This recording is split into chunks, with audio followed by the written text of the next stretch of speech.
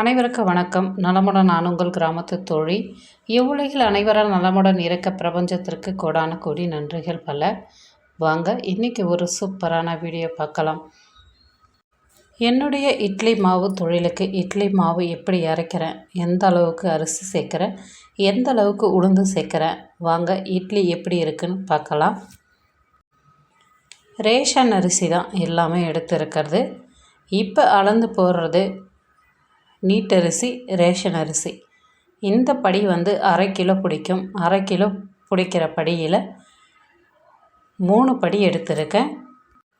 நல்ல அகலமான பாத்திரமாக எடுத்து அரிசி அளந்து போட்டுக்குங்க. அப்போ தான் கழுவி எடுக்கிறதுக்கு நம்மளுக்கு ஈஸியாக இருக்கும்.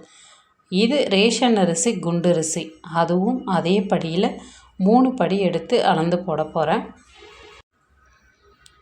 நீட்டரிசி, குண்டரிசி இதில் 3, அதில் 3 போட்டிருக்கேன். மொத்தம் சேர்த்தா 3 கிலோ அரிசி வருது. 3 கிலோ ரேஷன் அரிசி சேர்த்துருக்கேன். இப்போ இதில் பச்சரிசி சேர்க்க போகிறேன். பச்சரிசி அரை கிலோ மட்டும் சேர்க்க போகிறேன். இந்த படியில் 1 படி மட்டும் சேர்க்க போகிறேன். இதுவும் ரேஷன் பச்சரிசி தான்.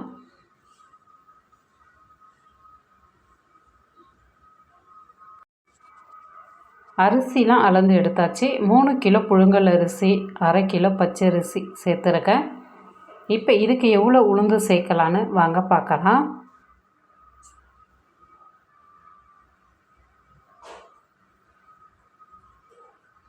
உளுந்து அளந்து போடுறதுக்கு ஒரு பாத்திரம் எடுத்துக்கலாம்.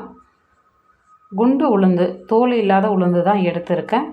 நல்ல குவாலிட்டியான உளுந்து இது. கொஞ்சம் உளுந்து போட்டாலே மாவு அதிகமாக ஆகும். அதை மாதிரி உளுந்தாக பார்த்து வாங்கிக்கோங்க. இப்போ உளுந்து அளந்து எடுத்துக்கலாம். இந்த டம்ளர் 100 கிராம் பிடிக்கும் கரெக்டாக. இந்த டம்ளரால் 3 டம்ளர் உளுந்து சேர்க்க போகிறேன். அதுக்கு மேலே உளுந்து சேர்க்க மாட்டேன். 3 கிலோ அரிசி சேர்த்துருக்கேன். இதுக்கு 300 கிராம் உளுந்து சேர்த்தாலே போதுமானது. இதுவே உளுந்து நல்லா அதிகமாக இருக்கும். இட்லி நல்லா புசு புசுன்னு சூப்பராக இருக்கும். கல் மாதிரிலாம் இருக்காது. காலையில் நீங்கள் இட்லி செஞ்சாலும் சாயங்காலம் வரைக்கும் நல்லா இருக்கும். தோசை போட்டாலும் சூப்பராக இருக்கும். இப்போ 3 டம்ளர் உளுந்து அளந்து எடுத்துக்கிட்டேன். இதுக்கு வெந்தயம் சேர்த்துக்கலாம்.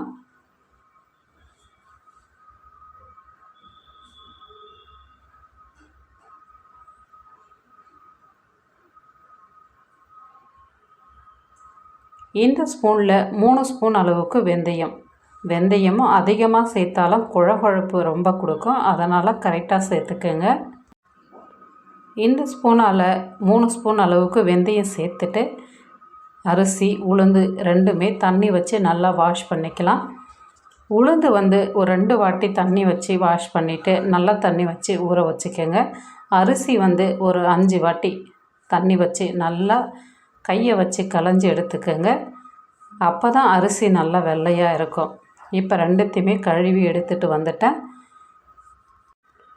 அரிசி, உளுந்து ரெண்டுமே ஊறட்டும். உளுந்து 1 மணி நேரம் ஊறினா போதுமானது. அரிசி குறைஞ்சது ஒரு 4 மணி நேரமாவது ஊறணும்.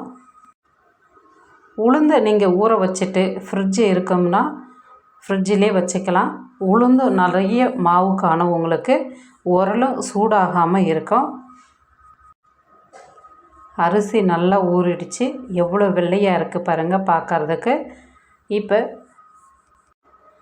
மாவு அரைக்கிற உரலை நல்லா சுத்தம் பண்ணிவிட்டு அரிசியை சேர்த்து நல்லா அரைச்சி எடுத்துக்கலாம். சில பேர் முதல்ல உளுந்து போட்டு எடுத்துப்பாங்க. நான் அரிசி போட்டு அரைச்சி எடுத்துடுவேன்.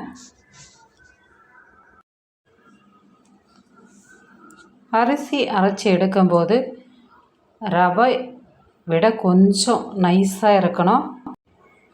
ரொம்பவும் சொரப்பாக எடுத்துட்டோம்னா தோசை போடும்போது மாவு தோசை வராது. அதனால் ரவை எந்த அளவுக்கு இருக்கோ அதை விட பாதி பதத்துக்கு அரிசி மாவு அரைச்சி எடுத்துக்கோங்க. இட்லியும் நல்லா இருக்கும். தோசை போட்டாலும் அதே மாவில் சூப்பராக இருக்கும். ஊத்தாப்பம், குழி பணியாரம் இதை மாதிரி எது வேணாலும் செஞ்சுக்கலாம். நல்லா சாஃப்டாக சூப்பராக இருக்கும். அரிசியை 2 வாட்டி போட்டு மாவு அரைச்சி எடுத்துக்கிட்டேன். அரிசி மாவு அரைச்சி எடுத்துட்டு ஒரு 3 டம்ளர் அளவுக்கு தண்ணி விட்டு உரலை நல்லா சுத்தம் பண்ணி அந்த தண்ணியை மாவுலேயே எடுத்து ஊற்றிக்கோங்க. அதுக்கப்புறம் உளுந்து போட்டு அரைச்சோம்னா உளுந்து நல்லா மாவு காணும். சில பேர் வெந்தயத்தை தனியாக ஊற வச்சு முதல்ல வெந்தயத்தை அரைச்சி எடுத்துப்பாங்க. அதை மாதிரியும் செய்யலாம். உளுந்தும் கூடயும் சேர்த்து அரைச்சி எடுத்துக்கலாம். உளுந்து போட்டதுக்கப்புறம் தள்ளி தள்ளி விட்டு அரைச்சி எடுங்க. அப்போ தான் ஒன்றா நல்லா நைஸாக உளுந்து மசிஞ்சு வரும். உளுந்து அரைக்கும்போது தண்ணி நிறைய சேர்க்காதீங்க, மாவு நீர்த்து போயிடும். அதனால் உளுந்து மாவில் தண்ணிலாம் சேர்க்கக்கூடாது. மாவு அரைச்சி எடுத்து எல்லாத்தையுமே நல்லா கரைச்சி எடுத்துட்டு கடைக்கு வேணுன்ற மாவை பேக் பண்ணிவிட்டு வீட்டுக்கு தேவையான மாவுக்கு உப்பு கொஞ்சம் சேர்த்து கரைச்சி எடுத்து வச்சுருக்கேன். 3 கிலோ அரிசி மாவு அரைச்சேன்னா 9 பாக்கெட்டாகவும் 1 கிலோ பாக்கெட் 9 பாக்கெட் போடலாம். அதுக்கு மேலே போட முடியாது. இதில் எந்த சோடா மாவுலாம் சேர்க்க மாட்டேன். வீட்டுக்கும் அதே மாவு எடுத்துட்டா இப்போ உப்பு போட்டு கரைச்சி எடுத்து வச்சுருக்கேன். மாவு நல்லா கரைச்சி எடுத்துட்டு மூடி வச்சிட்டோம்னா மாவு நல்லா புளிச்சு வந்துடும். இட்லி ஊற்றும் போது பார்க்கலாம்.